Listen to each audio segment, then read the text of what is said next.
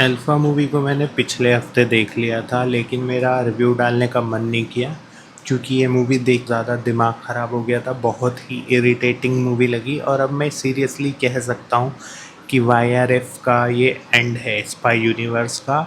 क्योंकि एक तो पहले इन्होंने कुछ प्लान नहीं किया था स्टैंड अलोन। एक था टाइगर निकाली, उसके बाद वॉर निकाली, वॉर के बाद इन्होंने रिलीज़ की पठान। देन इन्होंने सोचा एक वाईआरएफ यूनिवर्स जैसे कि एवेंजर्स मार्वल स्टूडियो का है, बट इनकी कोई खुद की कोई प्लानिंग नहीं थी। सो जब आप बिना प्लानिंग के कुछ स्टार्ट करते हो और सोचते हो कि उसको एक यूनिवर्स में कन्वर्ट कर देंगे जैसे कि मार्वल स्टूडियो ने किया, तुम्हारे पास ना तो अच्छे राइटर्स हैं ना डायरेक्टर्स हैं और स्क्रिप्ट के नाम पे तुम्हारे पास कुछ भी नहीं होता।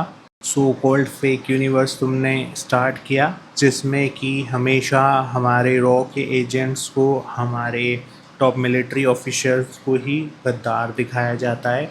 और पता नहीं इनको क्या ही इंटरेस्ट आता है कि हमारी आर्मी, हमारी नेवी, हमारी मिलिट्री फोर्सेस को ये हमेशा डाउनग्रेड और एक बैड पिक्चर में दिखाते हैं। वही इन्होंने अल्फ़ा में किया। और इस मूवी में भी बॉबी देओल का जो हरियाणवी एक्सेंट सुनकर बहुत ही अजीब सा फील होता है, तन्ने मन्ने म्हारी थारी। सो इसमें बॉबी देओल का जो कैरेक्टर है फ़तेह सिंह लखावत, जो कि एक पाकिस्तानी एजेंट है और वो इन्फिल्ट्रेट कर लेता है इंडियन आर्मी में। और हमारे ऑफिशियल्स इतने बेवकूफ़ हैं कि वो उसको पता नहीं लगा पाते। सीरियसली मुझे ऐसा लगता है कि धुरंधर मूवी आने के बाद जब पाकिस्तान ने बोला कि वो एक अपनी खुद की धुरंधर मूवी निकालेंगे या धुरंधर का जवाब देंगे, तो इन्होंने बोला कि अरे जनाब आप क्यों चिंता करते हैं, हम हैं ना, हम बनाएंगे आपकी तरफ से फिल्म।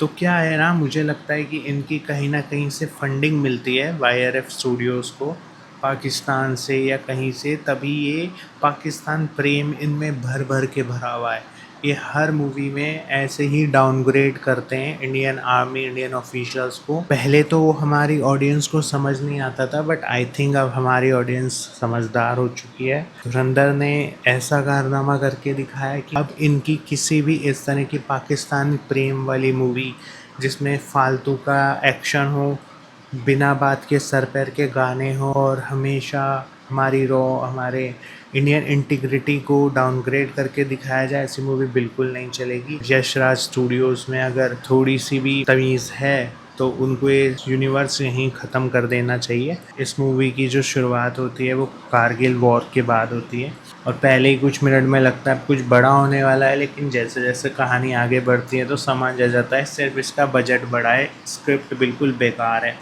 क्या सोच के उदय चोपड़ा तुम ये कहानी लिखने बैठे थे और किसने हक दिया कि तुम एक राइटर बन जाओ और ऑडियंस का भी समय बर्बाद करो, अपना पैसा भी जलाओ और सारे रिसोर्सेज की बर्बादी करो। बहुत ही सॉफ्ट कॉर्नर है तुम्हारे मन में पाकिस्तान के लिए। सो उदय चोपड़ा ने कहानी इस तरह से लिखी है कि कारगिल वॉर में उन्होंने मूवी को सेट किया है, उसके बाद अनिल कपूर की एंट्री होती है, उसके तुरंत बाद बॉबी देओल की एंट्री होती है, पर बॉबी देओल की एक्सेंट बिल्कुल भी अच्छी नहीं है, बिल्कुल बकवास है। और इसके बाद पता चलता है कि अल्फ़ा प्रोग्राम वो बनाना चाहते हैं जो कि एक सुपर ह्यूमन प्रोग्राम है जो देश के लिए ऐसे सोल्जर्स तैयार करेगा जो आम इंसानों से 100 गुना ताकतवर है। इसके बाद आलिया भट्ट की एक नकली सी बेकार सी एंट्री होती है जिसमें वो बिल्कुल भी सूट नहीं कर रही, बिल्कुल रोबोटिक एक्टिंग करती है वो, और उसके फालतू के एक्सप्रेशन जो है पूरी फिल्म को नकली बना देते हैं। वो सिर्फ स्क्रीन पर कूल दिखने के प्रेशर में बिल्कुल ही घटिया डायलॉग बोलती है, बिल्कुल ही बेकार सी एक्टिंग करती है जैसे कि वो ब्लैक विडो हो। शर्वरी वाघ की बात करूँ तो सही बताऊँ तो शर्वरी वाघ की जो एंट्री है और उसका स्क्रीन प्रेजेंस है वो एकदम रिफ़्रेशिंग और काफ़ी नेचुरल लगती है।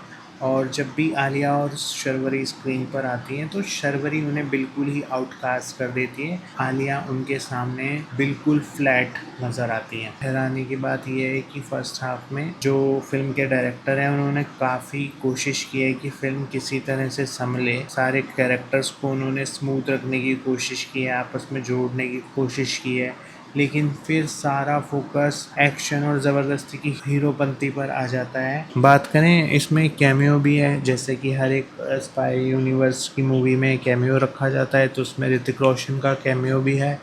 और मैं कहूँ तो वो बहुत ही घटिया कैमियो है, बिल्कुल भी मज़ा नहीं आया वो कैमियो देख के। भाई बंदा जादू की तरह बैठा है, जब वो सर पे से है वो कपड़ा हटाता है तो उसके बाल एकदम ऐसे होते हैं हवा में, जैसे तो हमें समझ नहीं आएगा कि नीचे से वो ब्लोवर मार के उड़ाए गए हैं।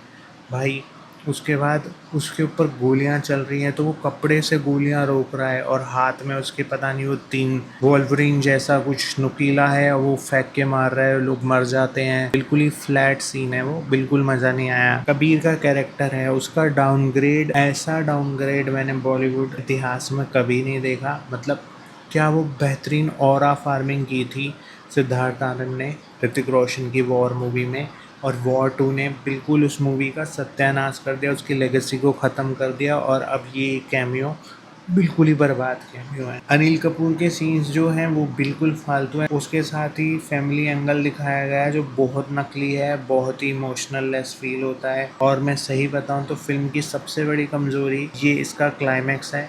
आलिया भट्ट और बॉबी देओल का जो फेस ऑफ होता है वो बिल्कुल काम नहीं करता। फिल्म की एडिटिंग भी बिल्कुल ही बकवास है। इस फिल्म को देखने के बाद आपको समझ आ जाएगा कि आदित्य धर की धुरंधर जैसी फिल्म प्रोपेगेंडा से नहीं चलती, बल्कि ओरिजिनल और यूनिक फिल्म मेकिंग की वजह से चलती है।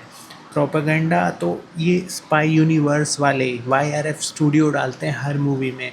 ये जानबूझ के हमारी ऑडियंस के माइंडसेट में ये इंडल्ज कर रहे हैं कि हमारी जो आर्मी है, हमारी जो जो टॉप ऑफिशियल्स हैं वो कहीं ना कहीं गद्दार है, और पाकिस्तान के लोग बड़े अच्छे हैं, ISI के लोग बड़े अच्छे हैं, वो बहुत अमन शांति सुख चैन चाहते हैं, जो कि बिल्कुल ही गलत बात है। इस फिल्म को मैं सिर्फ आधा स्टार दूंगा। और ऋतिक का कैमियो अगर इस मूवी में ना भी होता तो कोई फ़र्क नहीं पड़ता। इतने बड़े एक्टर होने के बाद ये बंदा अपना पोटेंशियल वेस्ट कर रहा है, इसने अपना प्राइम वेस्ट कर दिया। हर मूवी में इसने बहुत लंबा लंबा टाइम लिया है, और अब ये जो इसका फिल्म सिलेक्शन है वो भी घटिया हो चुका है। ये बंदा वर्ल्ड क्लास एक्टर हो सकता था, लेकिन इसने अपनी फिल्म की चॉइसेस और अपना जो इसने टाइम वेस्ट करा है अपना प्राइम, उसकी वजह से अब इसकी मूवीज़ भी नहीं चलती और आगे भी मुझे इसका कोई स्कोप नज़र नहीं आता। और आलिया भट्ट को मैं यही बोलूँगा, भाई कोई ढंग की फिल्म में चूज़ करो, एक्शन तुम्हारे बस की नहीं है। गंगूबाई काठियावाड़ी को या फिर कोई सीरियस रोल जिस तरह से संजय लीला भंसाली प्रेजेंट करते हैं, अगर तुम्हें कोई ऐसे प्रेजेंट करे तो ही तुम ठीक लगोगी, अदरवाइज़ इस फिल्म में तुम जोकर लगे हो। ये मूवी के लिए मैं यही कहूँगा कि जो इस मूवी के डायरेक्टर है जिन्होंने रेलवे मैन डायरेक्ट करी थी, he knows the direction, but यहाँ पर उनकी डायरेक्शन काम नहीं करती है, क्योंकि जो इस फिल्म की राइटिंग है वो बहुत ही घटिया है। बहुत ही बेकार फिल्म है दोस्तों, ना ही देखो तो ही बढ़िया होगा, आपका टाइम बचेगा। अगर वीडियो पसंद आई हो तो लाइक करना, सब्सक्राइब करना, अपने दोस्तों को शेयर करना। बाकी मिलते हैं अगले वीडियो में, बाय बाय।